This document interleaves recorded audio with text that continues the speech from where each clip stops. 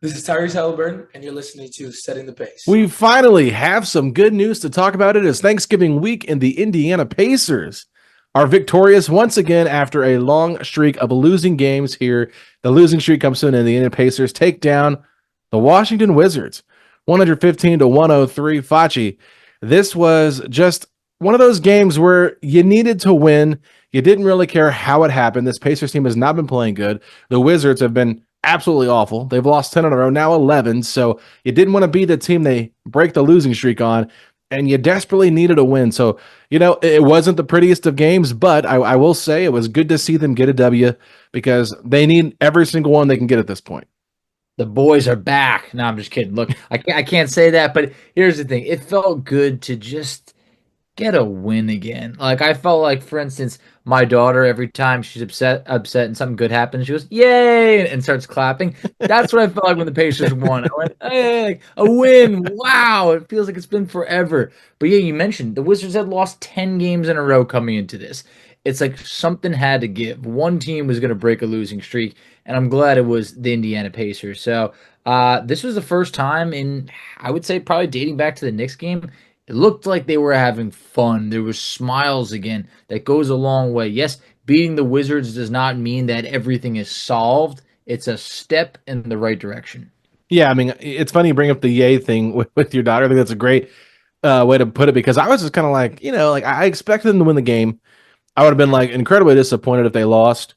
The fact that they were down by 2 heading into half, I was like, this is not happening. Like, what is going on? Like, this defense is just so putrid. And so I was like, what are they going to do? And so all of a sudden, it's kind of like the beginning of the third quarter happens, and the defense continues to be bad for like the first 6 minutes. But then it seemed like Indiana really just started pulling away there. The final 6 minutes of the third, and in the fourth quarter, they held them to 16 points. I mean, what were you seeing that went different against Washington in that second half to kind of help lift Indiana over them? There are definitely a couple things. One, I think in the third quarter, Tyrese Haliburton caught fire. I think that's probably the best quarter he's had. I mean, look, a lot goes back to that Knicks game. It's the last time the Pacers really looked good. But Haliburton, just to put in perspective, hit his first 5 shots of the third quarter. He had 14 points.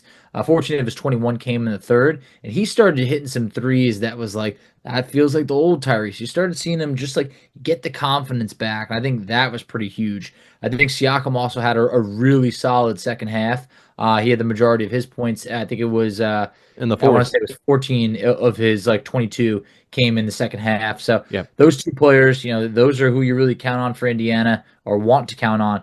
Really stepped up, and I think that was a big part of it. It wasn't all of it, but it was a big part of it. Yeah, I mean, they went 11 of 20 in the third quarter there, Facci, 55% from the field, 5 of 8 from 3, and Tyrese Haliburton had 4 of those 5 3-pointers. So it was really good to see him going. I mean, he was very emphatic after he made one of his last 3-pointers, I believe it was. He looked right at the Wizards bench and gave him the timeout signal that he does because he knows he just caused him to call timeout. And I love seeing the swag back a little bit from Tyrese. It felt like we've been missing him playing with joy for the majority of this season. So it was good to kind of see him feeling great again. I know he didn't end up shooting the ball particularly well percentage wise, but still, the 3-point shot was falling. Totally different. I mean, 21 points in that overall, 14 points, like you said, in the third quarter was a +7 during that stretch. I know he's been beat up quite a bit, right? The video that Tony East posted on Friday after the game in Milwaukee, he was just looking completely dejected. I mean, I was there in the game, we know about that. Did a podcast recap of that game, not getting into that, but like just the look Tyrese made after Gary Trent Jr. made that 3 in the corner to end the half for the Bucks. Like Tyrese just looked like I've never seen Tyrese look more annoyed in my life than that moment. And so you can just kind of tell like he's been going through some stuff. And so for him to have this moment in the third quarter, back at home, looking like himself, sleeping in his own bed once again, I mean, I tell you what, it's got to be good for this guy because he desperately needs to kind of find his groove again. And we talked about it. This is a perfect week to do it. So good start. 3 more games to go. Be interested to see how they play tomorrow against the Pelicans or tonight when you listen to this, the Pelicans. But this is a great opportunity. No, it really is. Once I saw him hit that first and then that second shot, I was like, they got to keep feeding him right now. Like this is huge for his confidence. Like to see the ball go in like that, I feel like it would be just have a huge effect on him. And that you mentioned 4 or 5 from 3, I think it was in that quarter. that the 1 3 that he missed was like, it felt like a pure heat check. It was a deep three. It was like, let's just see how hot am I right now. So I respected him taking that shot, even if it was a deep one. But it was just awesome to see him get that confidence back that we've been waiting for so long. And I think that run that he went on really went from this game being like super tight to, the Pacers being able to, get a lead and then grow it to, I think it was probably as many as 10 in that third quarter. So I thought that was really big. And just overall, I mean, the Pacers, we saw that second half, they really came alive. And I think we saw Washington kind of come back down to earth and be more of the team that they've been on the regular season. But for Indiana, I think that third quarter was a really good. Are we really, like, look in the mirror? Are we really trailing to the Washington Wizards right now? Like, what are we going to do about it? They responded. Yeah, I mean, and I want to look at the fourth quarter here just quickly because Pascal Siakam went 3 of 4 in the fourth, had 2 3-pointers made on 2 attempts. So 8 points for Pascal in the fourth, which were massive. Pacers only scored 23 points, which is not a lot for them in the fourth quarter, but they held Washington to just 16 points. And I was looking at the percentages here, Facci. They held them to 5 of 19 from the field, 26% from the field, and 18% from three. They went 2 of 11 from three. So it was really good to see Indiana's defense pick up. When Malcolm Brogdon and Corey Kispert combined for 0 of 8, and you put Kuzma in there 0 of 10 together, you combine all that together in the fourth quarter, like, that's a win because those are probably 3 of their more veteran players that were playing in this game tonight outside of Valanciunas. Bub Carrington had some moments, Bilal Coulibaly had some moments, and Keyshawn George had some moments, but it was really just like, this was a weird team. Like they had 4 guys have 10 points at the end of the half. So you knew they were kind of having a balanced attack, and the fact they were hanging in, like, it just didn't feel like it was going to be sustainable. This Wizards team is, not a great team at all. So it's like you got to win these games, and we've talked about that. Like the Pacers have really struggled against some of these teams right here, but it was good to kind of see them kind of pull together as a group because McConnell, Toppin, they had some big moments there in the fourth quarter, hit some big shots. So I just thought that the fourth quarter play as well, just defensively, was massive, being able to hold them to those shooting percentages. No, it really was. And let's also put it into perspective. This is a poor Wizards team without Jordan Poole. Like, it's like Jordan Poole, he means something to the Washington Wizards. So this would have been just an awful loss if things went in a different direction. But for the Pacers, I think that fourth quarter was like everything you wanted to see. Holding anyone to just 16 points or below 20 points in a fourth quarter, it's hard. It's really rare to do, but it's great to see. I felt like this was a time where, the bench really did step up. Like you mentioned, McConnell had, 4 points in the fourth quarter. We saw Obi Toppin was someone that, had actually – he had a pretty solid. I'm looking at it right now. He had 5 of his 11 in the fourth quarter. Just like the bench together did what you needed them to do. I mean, you had 3 guys come on the bench, 3 guys come off the bench and score in double figures. That's been great for Indiana. That right now they've been so thin that lately the bench has not been able to do that much. So I think this is something that you could build off of. But like this stretch right here, it started with Washington before we could start to say, hey, what if they win all 4 games and they're back to 500? It starts with just getting 1 win. Step 1, check it off, a W. Yeah. I mean, I asked Coach Carlisle before the game, like, 4 games at home. This is the second time this season they've had consecutive games at home. And before I could even finish my question to him, he cut me off and said, "We're not worried about tomorrow. We're not good enough," basically is what he said. We're not where we're supposed to be at to be able to do this. But I just thought it was interesting from him to kind of just like be so focused on this game today and not looking forward, even though there are games scheduled. Like, excuse me, I have a frog in my throat. It's just, it's interesting that he was just like, laser focused on this game, talked about young guys. I really wanted to ask him about the young guys because he talked about how it's been a rough stretch here recently, but he basically said, like, these guys are learning. It's been a great opportunity for them, but it also just means that a lot of that learning comes with a responsibility. And when you can't just be given NBA minutes and expect it just to be easy. It's a hard thing to do. So thought that was great, but hey, let's go back to the first quarter because this Pacers team, they were in a little bit of trouble here offensively, but just like Moses led the Israelites out of slavery in Egypt, Facci, Moses Brown led the Pacers out of their offensive slump. He scored 8 straight buckets before Benedict Mathurin got a foul and got to go to the free throw line. So I just thought this was so out of left field. We never expected to see Moses Brown. I thought we'd see Obi Toppin or Enrique Freeman before him based on the rotations prior to this, but comes into the game, and they had no answer for him early on. And my goodness, that was a fun thing to see. It really was. First, I got excited just seeing him coming early. I went, oh, wow, okay. All right, Moses Brown getting into the game this early. This is great. Let's see what he does. First dunk. Okay, great. Second dunk. I was like, okay, all right. Hey, Moses Brown is actually producing. And it just didn't stop. 11 points in the first quarter for Moses Brown. The size that he has, you just look at it and you're like, there could be something there. And I know now this isn't a rookie or anything like this. He's been around the league for the last 5 or 6 years, but it still just feels like in the right type of system, he could be somebody. And the second I saw him getting it going, it made me feel like, and this is unfair for Enrique Freeman, it made me feel like this is what we needed right over here. Like Enrique Freeman, hey, great, but bring him along super slowly, the G League. Like Moses Brown, the size that he has and what he was doing in the paint. I mean, you're talking about Enrique Freeman being 6'7". Moses Brown being 7'2", that is a major height difference, and I just felt like it was awesome to see Moses Brown get it going. 6 of 8 in the game, like I mentioned, 11 of those points coming in the first quarter to really keep Indiana afloat. And I felt like this is why you wondered, why didn't we sign someone early enough? Because we needed help at the backup big spot, and that's exactly what Moses Brown provided tonight. Yeah, I mean, I don't know all the behind the scenes stuff and why it took him so long to get a player in, but you know what? Like, this is why you do it, because if you do get in foul trouble, Moses Brown talked about it. He said James Johnson and TJ McConnell said, hey, get ready when Miles picked up his second foul. And I was like, all right, it's great to see Carlisle actually using that big man that he just got. And look, it's going to take some time for him to kind of get integrated into the offense and figure things out, because they've had a lot of games and not a lot of practice time, but no, I think he just signed 6 days ago, right? Or on Wednesday morning. So maybe even 5. So it's just been a lot of stuff going on, but I thought it was great for him because he's been a journeyman, right? And players like this, they're just going to go out there and work hard because they want to stick somewhere. And so he's on a non-guaranteed contract, so he has to kind of feel that pressure a little bit to know that this team could cut him at any moment. And so for him to come into the game and just use that size to his advantage and take advantage of because the Wizards don't start Jonas Valanciunas. They bring him off the bench.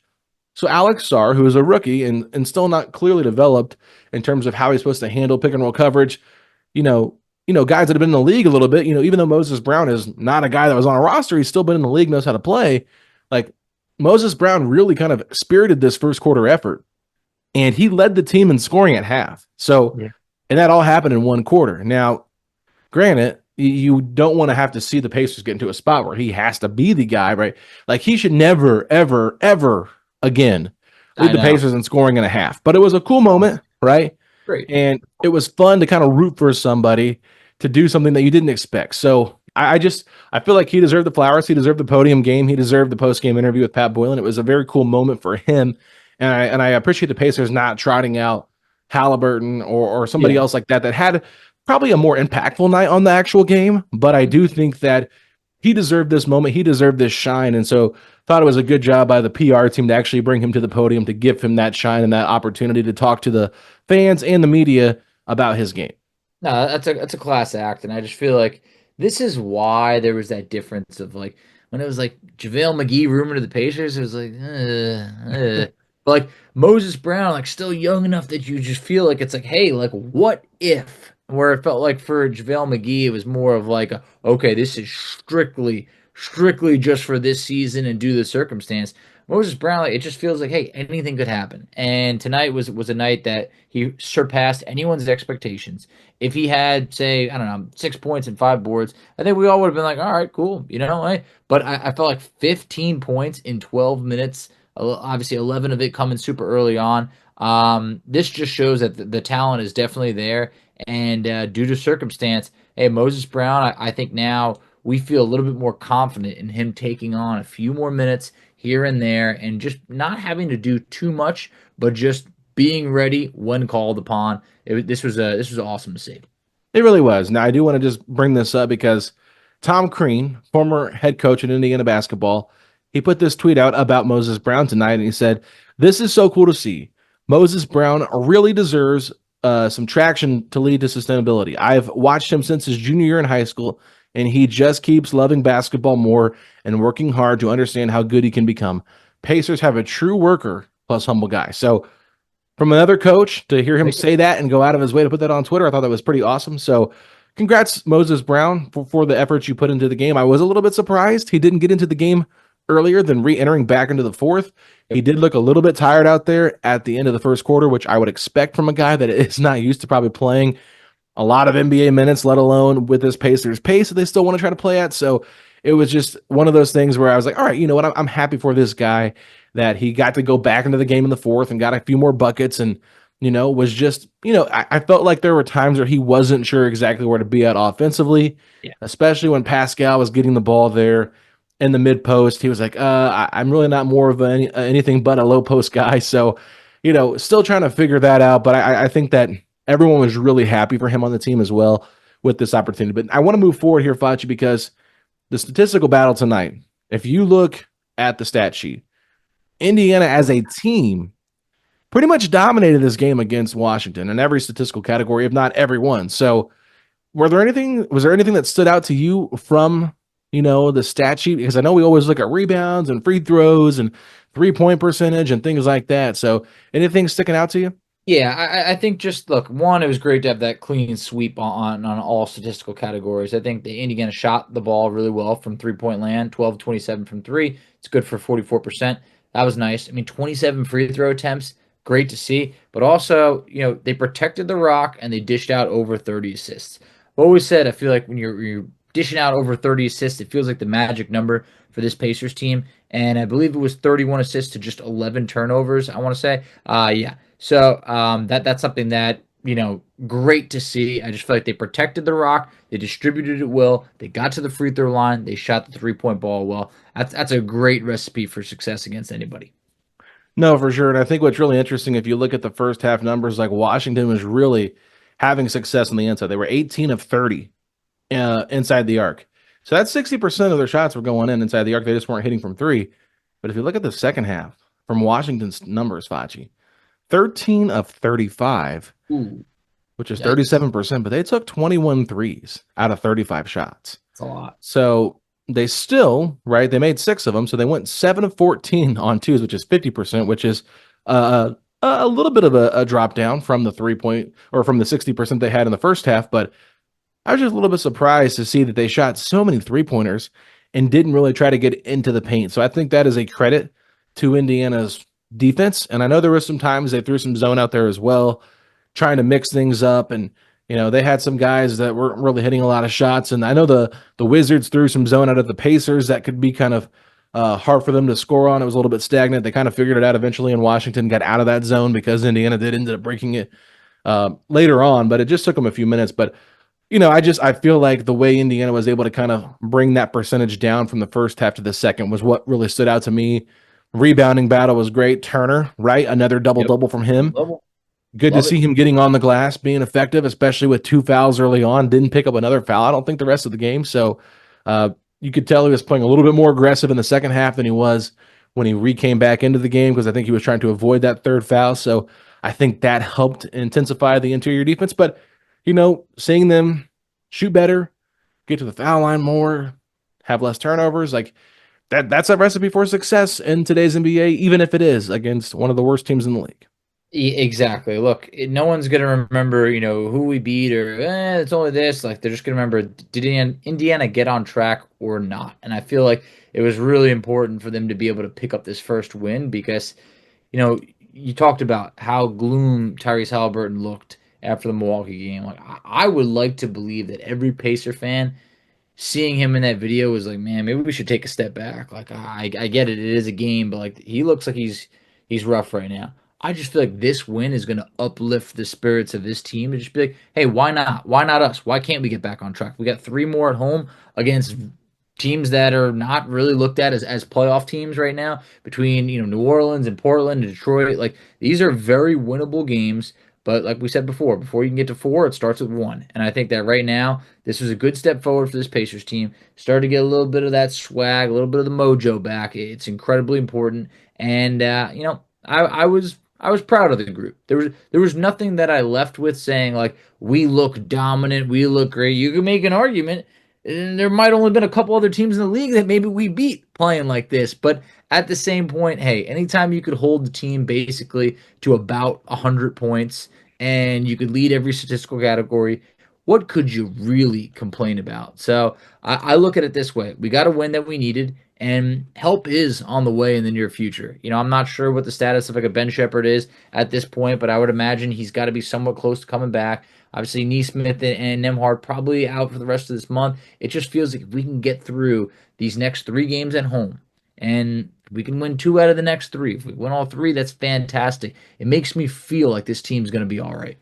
Well, I'm glad you brought up Ben Shepherd because there actually was a setback that Rick Carlisle announced pregame tonight. I don't know if you saw the tweets or not, but when asked about his oblique injury, right, Carlisle said it will be weeks, not days. And then Dustin Dopirak followed up and said, was there some new development that happened with that injury? He said, yes, an MRI revealed that it was more serious than we originally thought. So he will be out 4 weeks. Now, he did not specify. We've heard that terminology before in previous seasons where weeks turned into months. Yeah. So, Paulo Banchero is dealing with an oblique injury. He was out 4 to 6 weeks. He's hoping to be back by Christmas. So that's probably close to 2 months. We'll see how severe it is for Shepherd.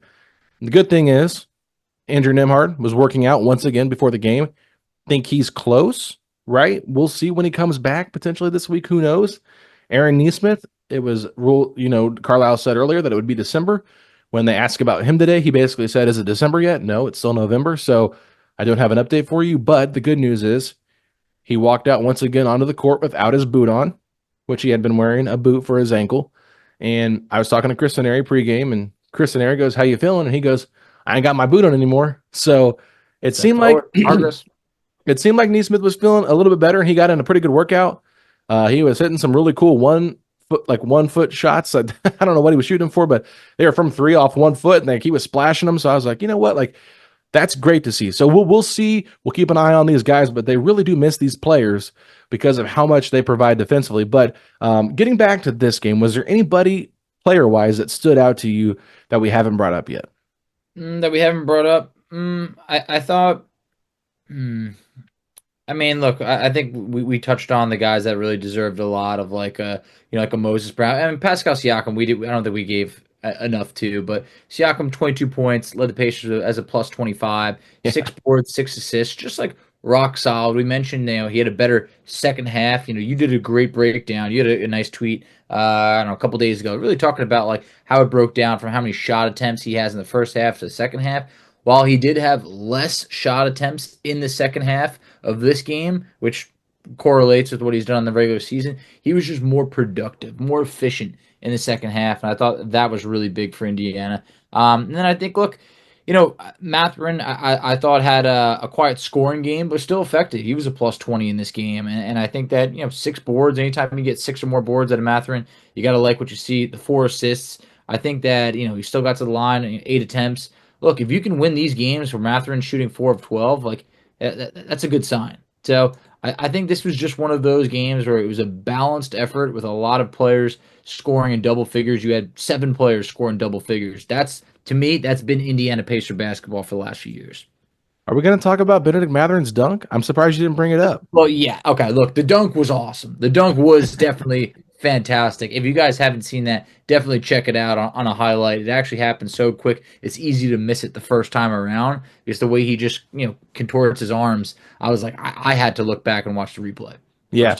Honestly, it was really cool. I was not expecting that burst from him. We don't usually see him dunk the ball like that. No. But it's like he brought it up on one side and then went around the other side and dunked it. I mean, I don't know exactly the terminology to describe it, but it was definitely a highlight dunk. Tyrese Haliburton put his hands behind his head because he was just in shock watching Mathurin do that. And I would love to see Mathurin do that a little bit more. I think that there's more athleticism in Benedict Mathurin than he shows sometimes when he's attacking the rim. I think he's more so worried about getting the foul call and converting the and one than he is about putting guys on the poster, which is fine with me. If you're going to do that, just protect the basketball. It's cool because we've seen times where guys try to go up and block or try to dunk it on somebody and they end up just, missing completely. So if he doesn't feel like that's really his go-to move going to the basket, I don't care what he does, but I just felt like, man, he can get up higher than maybe we've seen before.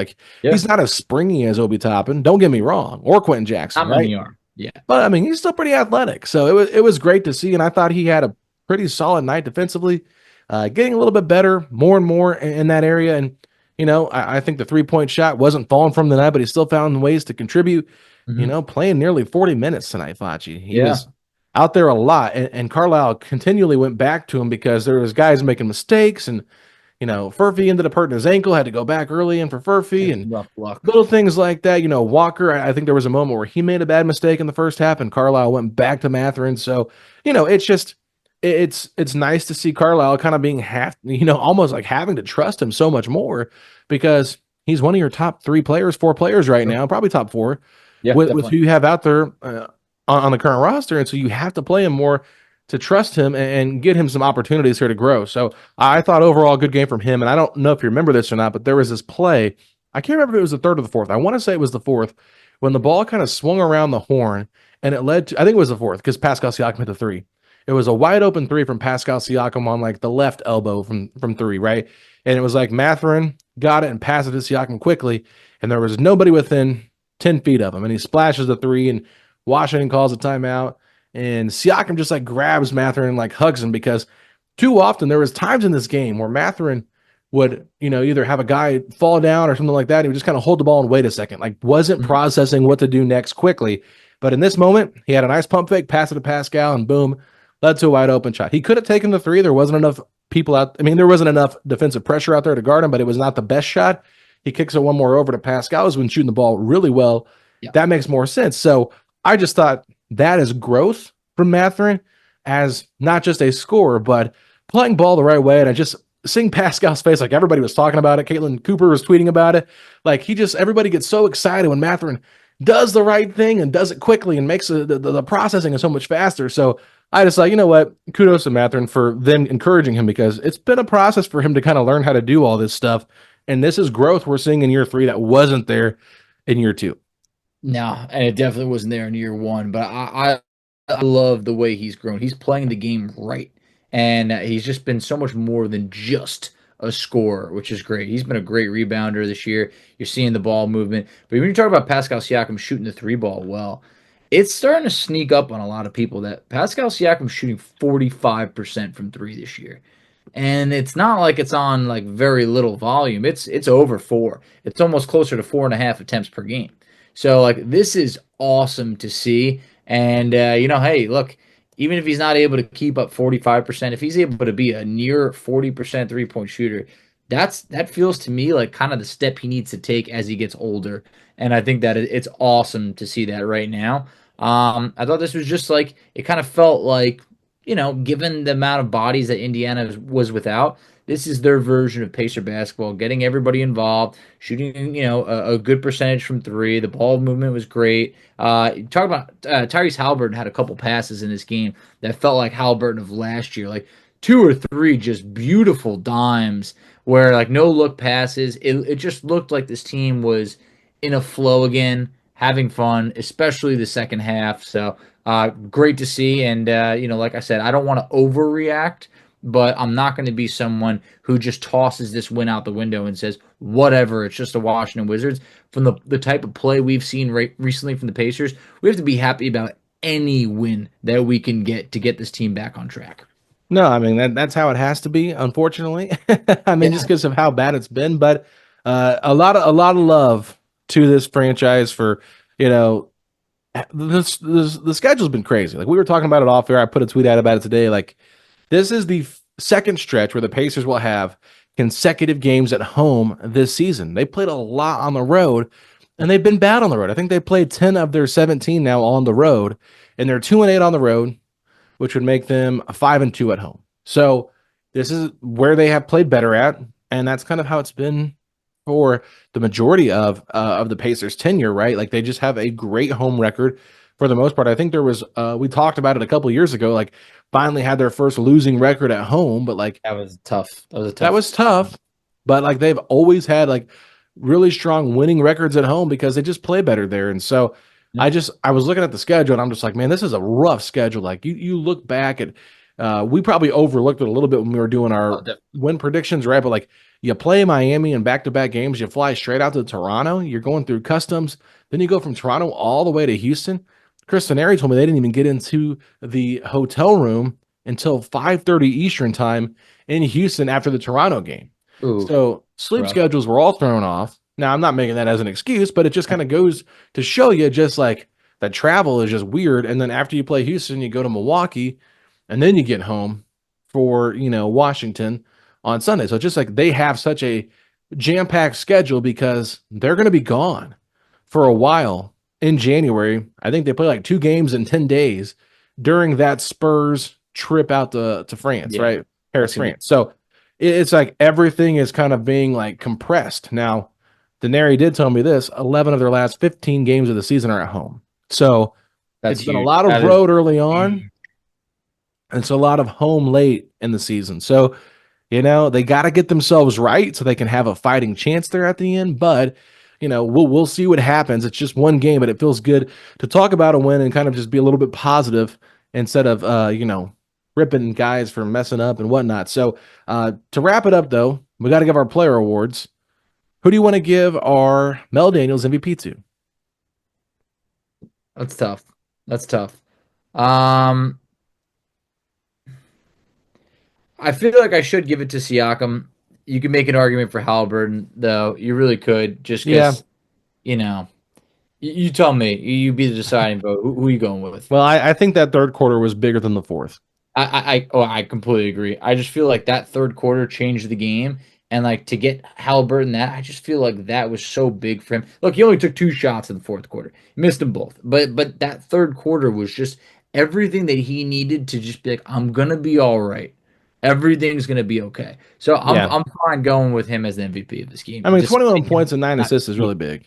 exactly. So, and the way that he got those 14 points in the third quarter when things were still, a little bit afloat there, it was kind of like they were trading baskets back and forth for a while and nobody was really able to pull away. But to me, it's like he kind of had a big imprint on this game and they've needed him to have that a little bit more. And it just seems like when he plays well, this team wins. So I'll give him the MVP. And I think Siakam probably deserves the clutch player of I the think game so. because he had 8 points in the fourth quarter. Yeah. No, You know, that was huge. I think that's fair.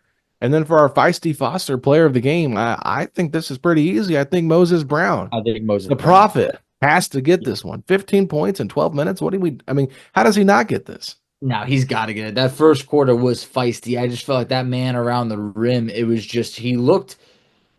Yeah, I don't want to get it. I don't want to get carried away. But the guy looked like Shaq, basically the way he was dunking the ball there. I know, don't want to get carried away. And then you refer to him as carried Shaq. away. Yeah, exactly. Look, that's where we're at. We haven't won in a while. I haven't been on a podcast with you when we've won because I missed the one win like a week ago. So I'm fired up, man. I am. And Moses Brown, he was feisty out there, and I'm happy that the Pacers signed him. Okay, I don't know if I would have expected Shaq comps on to Moses Brown. That's where we're at this point. You lose 4 or 5, all of a sudden, we're ready to get carried away when you beat the Washington Wizards. All right. Well, you're the one that probably thinks higher of the Wizards than anybody else does on this podcast. Totally. Yeah, right. I mean, look, I was looking at there and it's like Kyle Kuzma, I don't want to go off, but like I forgot Kyle Kuzma was even in this game, basically. I mean, this is like their guy, and it's like he had 10 points, he was like a minus 20, and it's like they were asking for like 2 firsts for him last year. It's like that's not happening. Yeah. I just feel like this is a team that is just going through the motions. And I'm just happy that Indiana, that this didn't come down to being a nail biter in the end. Yeah, for sure. Now, I will say this, Facci. I cannot confirm or deny that I am tweeting things about you on Blue Sky. I wouldn't know. I'm not there, so who knows what kind of my name's getting mucked up or not on Blue Sky. But hey, hopefully someone's enjoying whatever dirt you're slinging on my name. I had a fan of the podcast reach out and say, until Facci joins Blue Sky, you should just tweet things about him over here. Or I guess it's called skeet. So I'm skeeting things about you over here on Blue Sky. Oh, geez, that you have no way to defend. So it's been pretty fun. I'm not going to read everything to you, but Zach did reply, and he said that he heard your flight got canceled to tonight's game, and that's why they won the game. That's why, yeah. Hey, well, look, I got a game coming up in about 2 weeks. I will be seeing the boys for the first time in person, and I am looking to end that streak. We'll touch more on that once things get closer. But But no flight was canceled tonight. I sat this one at home on my couch, and I was pleasantly surprised to have something positive to talk about tonight. All right, I did tweet that excuse me, I almost called him Area 55, but Turner's block was pretty loud with their cheers in the first half. Now, I will say this: in the second half, the cheers stopped, but the first half, every time Malcolm Brogdon got the ball, Turner's block was chanting, "Brogdon sucks." Wow, Brogdon sucks. And I don't usually hear that from Turner's block, right? And so then after that, he's at the free throw line and they start chanting, "We don't miss you," which I don't care about that. Like, if you want to chant that, that's fine. But to say Brogdon sucks, I thought it was interesting. I know that you had a lot of disdain for Brogdon in his last year here because you were like, trade this man, this contract's terrible, blah, blah, blah, blah, blah. Yeah. But I thought it was interesting because before the half started, Turner and Brogdon kind of dapped it up at half court. And so I wonder, because I didn't hear any more chants like that in the second half, if Turner or one of his representatives told that group, hey, let's cut out the Brogdon sucks chants because it's kind of unnecessary. A lot of people on Twitter were kind of like, why are we doing this? So how did you feel about it? No, look, I mean, I wasn't thrilled with Brogdon there, but it's not for something that he did. It just didn't work out as like a pacer. Yeah. It's it's not like this was like Victor Oladipo like taking like little like subliminal shots at us here and there.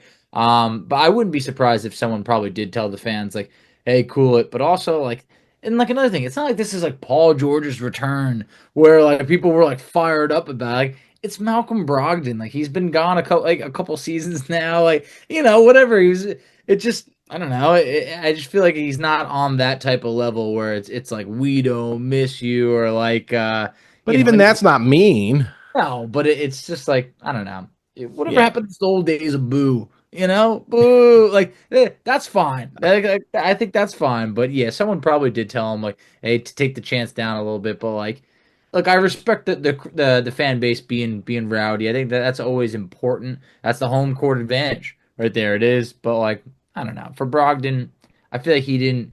I don't want to like diminish his meaning, but I feel like he's not on a level where like the fan base needs to like get really amped up for it and give it over the top. Yeah, I mean, like they've had some pretty like funny ones with like the Lakers and things like that, and like LeBron's gonna trade you, like that kind of stuff's funny. Great, though. That was right. Like and that's that's like kind of respectful. But like, here's the thing: like everybody that is pretty much in Turner's block is getting free tickets to go to the game. So their whole thing is they have to be respectful, exactly, and they're representing Turner in a sense, right? And his fan base. So I mean, I wouldn't be surprised maybe if somebody from Turner's block is listening to this and could confirm that it was they were told to stop. That'd be interesting. But I don't know. I just like, okay, like I don't get the hate for Malcolm Brogdon. Like you said, he didn't do anything to deserve to be hated. Like, yeah, he was hurt a lot. Yeah, wasn't a great fit. He was kind of smug acting, but like, you got Aaron Nesmith out of it. You got Daniel Tice out of it. Yeah, sure. We did. Didn't they get a pick out of it too? We got it was like the last pick of the draft. It was like pick 29, and we ended up they traded that, right? Nuggets. Yeah, they traded that, moved back, so whatever. I mean, it wasn't that big of a deal. I mean, you got Aaron Nesmith, and I think most fans would say they'd rather have Nesmith than Brogdon anyway. So definitely. So it's like you still won the trade in your eyes, probably. So I was a little bit baffled by it. I know some other fans were. So anyway, I just thought it was interesting to talk about here at the end of the podcast because it's like they chanted Kuzma sucks when him and Haliburton started getting into it, which, okay, I'm fine with that. Like, if there's like guys getting into it, like they didn't do that either anymore. So I don't know if it's like saying sucks is not allowed. I know they're not supposed to cuss in there. When they were in the balcony at one point, like post-COVID, it was like right after COVID, they moved him up in the balcony. You couldn't even hear them. And this dude, I was sitting up there one time. I got tickets from somebody that was in there. I don't know who this kid was, but he probably dropped the F-bomb every 5 words. And he was like yelling at the refs, and I was like, dang, like, what's your problem? Like, first of all, I don't want to hear this all game. Second of all, they can't even hear you. Yeah. You're in the balcony. You're that high up, it's like, save your voice. It's going to be gone in about a quarter anyway. Like, I think it reminds me, I can't remember who, maybe it was the Knicks playoff game. There was like that one fan that was going so hard, screaming so loud, and like you just heard little by little his voice just die down. And it's like, Yeah, man. I mean, look, I don't know if you got to go to work tomorrow. You're not gonna be able to talk, but I respect it. But they can't hear you unless you're talking, unless you're rallying up the troops. It's probably a little bit of a wasted effort. But hey, that's a home court advantage. So I respect it. But I think for Brogdon, it's definitely like I don't think it ended on like this awful term. Like we traded him, things worked out. Whatever. He wasn't even that impactful tonight. I thought he would have saved a lot more for the Pacers because last year when he was with Portland, he brought it to the Pacers. He's had some other good games against Indiana. Tonight was just not one of them. Nah, I mean, Brogdon is what he is, right? Like, I feel like he's a guy that wants to be traded, but he's just going to chill in Washington. He He'll don't be care. I great. was telling somebody today, I was like, you know what? Like, he's probably got the easiest job in the NBA. Makes a lot of money, no expectations, gets hurt a lot, doesn't have to play a lot. And it's just like, you go from being like a pivotal player on a Pacers team to being the sixth man of the year for the Celtics to basically being, just a veteran presence on a tanking Trailblazers team. And now you're on a woeful Washington Wizards team. So it's like, okay, dude, like you literally are getting paid to just go through the motions and not really care because it didn't seem like he was really caring too much. Where he cared a lot more last year with the Trailblazers against the Pacers because they got 2 wins. Yes. Over Indiana, where he was having like career nights, it felt like. Definitely. So It definitely meant something more to him last year. And look, you can make an argument. Here's the thing: this was only his 4th game played of the year, and it happened to be against the Pacers. So I'm sure he probably did want to play this one compared to maybe some of the other ones.